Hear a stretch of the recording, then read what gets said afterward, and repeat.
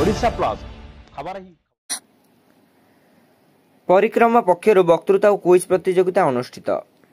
मयूरभंज जिला रायरंगपुर सहरस्थ स्थानीय पीसीएम कल्याण मंडपठारे अग्रणी सामाजिक और सांस्कृतिक अनुष्ठान पक्षर सचेतनता अभियान आलोचना चक्र असंतुलित जलवायु असुरक्षित वन्यप्राणी विषय संपर्कित वक्तृता और क्विज प्रतियोगिता मुख्य कार्यनिर्वाही अधिकारी मनोज दास द्वारा परिचालना कर एथिरे रायरंगपुर सहरस्थ आखपाख अंचल 12टी स्कूल छात्र छात्री अंशग्रहण करथिला बेले ओडिया वक्तृता प्रतियोगिता को साहित्यिक तीम्र रंजन पंडा, अवसरप्राप्त रेंजर रमाकांत माझी और अवसरप्राप्त प्रधान शिक्षक दिलीप कुमार महांती प्रमुख मूल्यांकन करथिला बेले इंग्राजी वक्तृता प्रतियोगिता को अध्यापक मानस कुमार परिडा, अध्यापक प्रताप चंद्र बराड़ और साहित्यिक सुशांत प्रमुख मूल्यांकन करथिले। क्विज प्रतियोगिता को साहित्यिक रंजन कुमार नंद परिचालना करथिले। पुरस्कार वितरणी पर्व रे मुख्य अतिथि भाव बामनघाटी उपजिलापाल सौम्य रंजन प्रधान, सम्मानित अतिथि रूपे उपखंड आरक्षी अधिकारी गोकुलानंद साहू और डीएफओ सुब्रत कुमार महापात्र प्रमुख जोग देइथिले।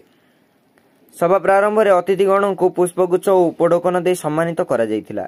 एहा परे अतिथिगण प्रदीप प्रज्वलन कला पर असुरक्षित वन्यप्राणी और असंतुलित जलवायु उपरे सुचिंतित वक्तव्य प्रदान करथिले। उक्त बैठक में अध्यापक विजय कुमार राम, पूर्वतन अध्यक्ष हिमांशु शेखर पट्टनायक एवं समस्त विद्यालय शिक्षक शिक्षयित्री अभिभावक अभिभाविका तथा स्थानीय लोके जोग देइथिले। परिक्रमा अनुष्ठान सदस्य तथा साहित्यिक रंजन कुमार नंद सभा परिचालना करथिला बेले साहित्यिक तीम्र रंजन पंडा धन्यवाद अर्पण करथिले। Mayurbhanj Rairangpur Shyamalendu Parida report, Odisha plus.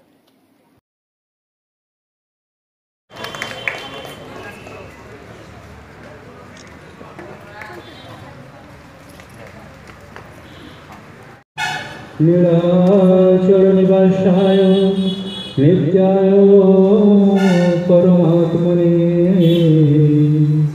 बलभद्र सुभद्राभ्यां जगन्नाथाय ते नमः। शुभं करोतु कल्याणं